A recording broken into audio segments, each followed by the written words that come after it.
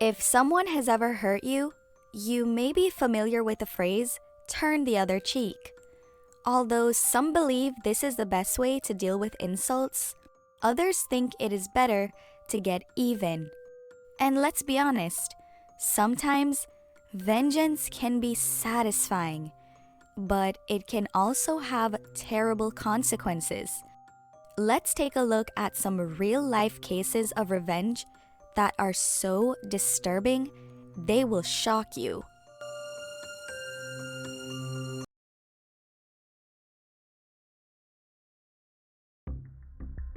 If you're a gamer, you know that video games can evoke intense emotion in the person playing them, especially if they're losing.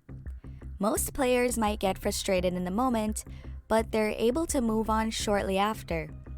However, some people are extremely sore losers and just can't handle the fact that someone else beat them. This was the case for French gamer Julien Barrault. He was playing Counter-Strike, which is a popular multiplayer tactical first-person shooter video game. At some point in the game, Julien and his opponent entered into a knife fight. The other player ended up winning the knife fight, and Julien wasn't too happy about it. He took this loss to heart and would later do something that would surprise everyone. A few months had passed since Julien's character got defeated in Counter-Strike, but the incident was still fresh on his mind. He just couldn't let it go, and he knew he wanted revenge. One day, he showed up at the house of the guy who beat him in the virtual knife fight. This was extremely shocking and random because this poor guy had no idea who Julien was and what he was doing at his house. It turns out that Julien had spent the last 6 months looking for the person who killed his online character in Counter-Strike. Somehow, he managed to find out that the guy's name was Mikhail and he lived in a town called Cambrai, which is just 2 hours north of Paris. Julien went to Mikhail's house with a knife and decided to do the same thing to him that Mikhail did to his character in the game. Almost immediately after arriving at Mikhail's home, Julien lunged at him and brutally stabbed him in the chest. Julien claimed that he wanted to see his rival wiped out for killing his character. Luckily, Mikhail survived the attack because the blade missed his heart by less than an inch. The judge described Julien as a menace to society and sentenced him to 2 years in prison. He is also undergoing anger management therapy.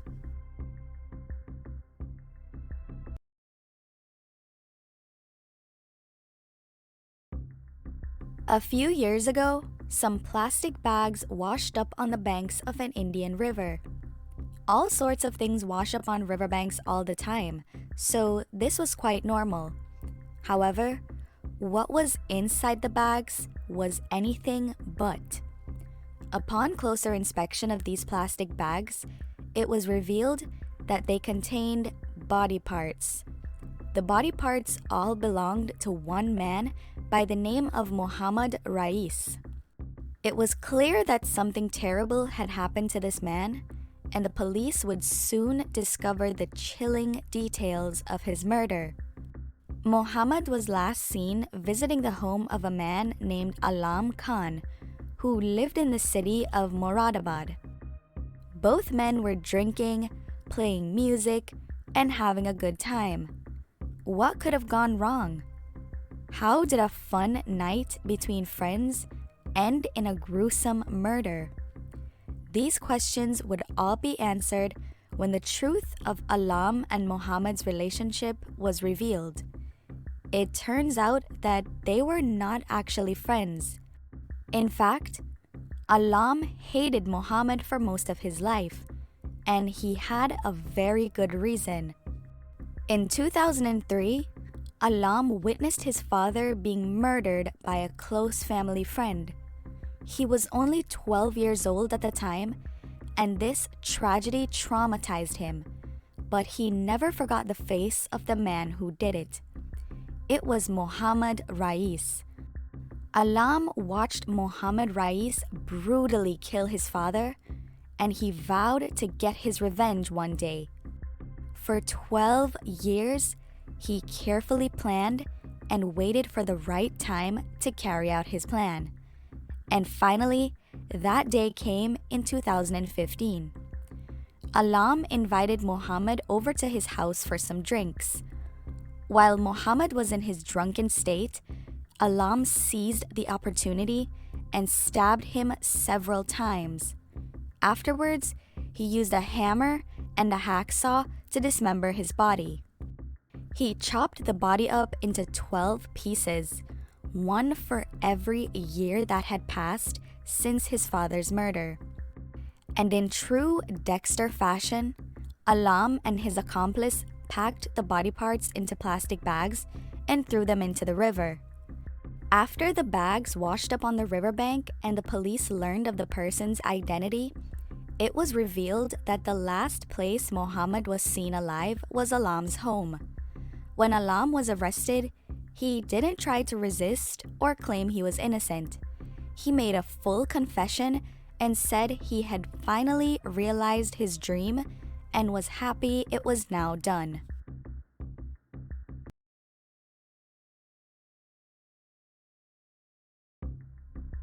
In 1910, a woman named Cora had thrown a dinner party for her friends, and not long after, she vanished without a trace.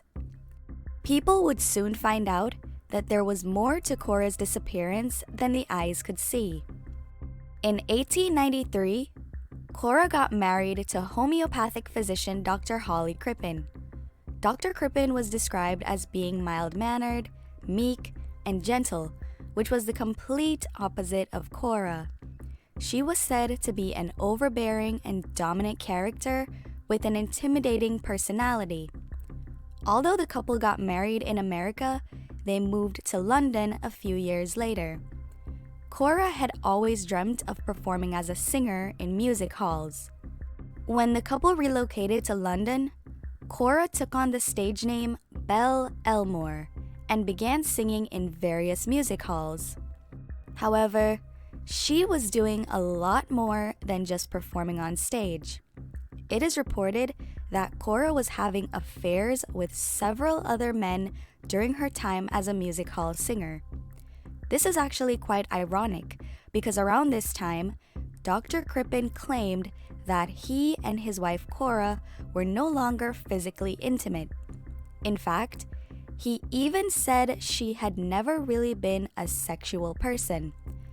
The lack of physical intimacy put a further strain on the relationship, and eventually, Dr. Crippen started straying from his marriage too.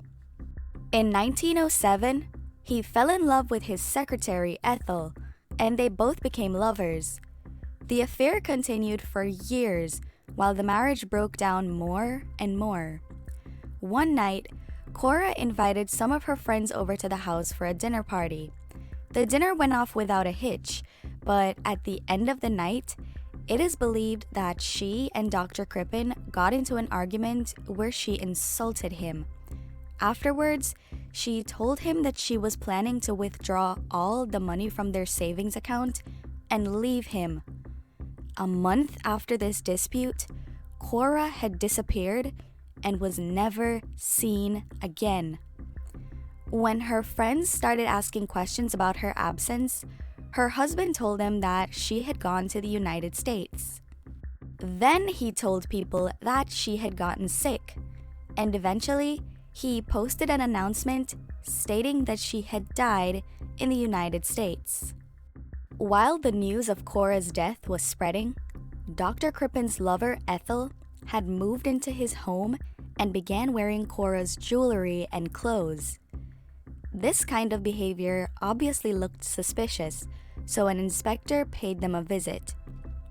Dr. Crippen changed his story yet again and told the inspector that his wife had left him to live with another man. The inspector didn't buy the story and went back to visit a second time to ask more questions. When he returned to the house was empty. This confirmed the inspector's suspicions, so he decided to do a thorough search of the place. What he found would change Dr. Crippen's life forever. In the cellar of the house, the inspector noticed some loose bricks on the floor. When officers lifted up the bricks, they discovered headless, boneless human remains beneath the floor, which they quickly identified as female. While this was happening back at the house, Dr. Crippen and Ethel had boarded a ship to get to Canada and then travel to Belgium. In an attempt to disguise themselves, Dr. Crippen shaved off his mustache and dressed Ethel in boys' clothes so they could look like father and son. Unfortunately, their disguise wasn't that effective because the captain recognized them and alerted the authorities. They were arrested in Canada and brought back to London to be tried for the murder of the woman found inside the cellar. During the trial, it was revealed that a piece of flesh found in the shallow grave had a scar that matched a scar Cora Crippen had on her lower abdomen. Medical tests also revealed that the flesh contained traces of a drug called hyoscine or scopolamine. This drug can render a victim unconscious for 24 hours or more, but in large doses, it can cause respiratory failure and even death. It was known that Dr. Crippen had purchased 5 grains of that substance just 2 weeks before his wife had vanished. This evidence was enough to convince the jury that Dr. Crippen had murdered his wife, and he was sentenced to death. A month after the trial, Dr. Crippen was hanged at the Pentonville prison in London for the murder of his wife Cora. Before being put to death, Dr. Crippen claimed that he was innocent and he never laid a finger on his wife. Could he be telling the truth? Almost a century after his conviction and execution, forensic technology uncovered something that would turn this case upside down. It turns out that the remains found in the cellar of Dr. Crippen's house did not belong to Cora. In fact, they weren't even female. They belonged to a man. But it doesn't end there. Remember how Cora's stage name was Belle Elmore? Well, just 10 years after Dr. Crippen's trial, a singer with the name Belle Rose registered as living with Cora's sister in New York. Records show that the same woman entered the United States through Ellis Island in 1910, shortly after Cora's disappearance. Could Cora have been alive that whole time? Did Dr. Crippen murder the man who police found in the cellar?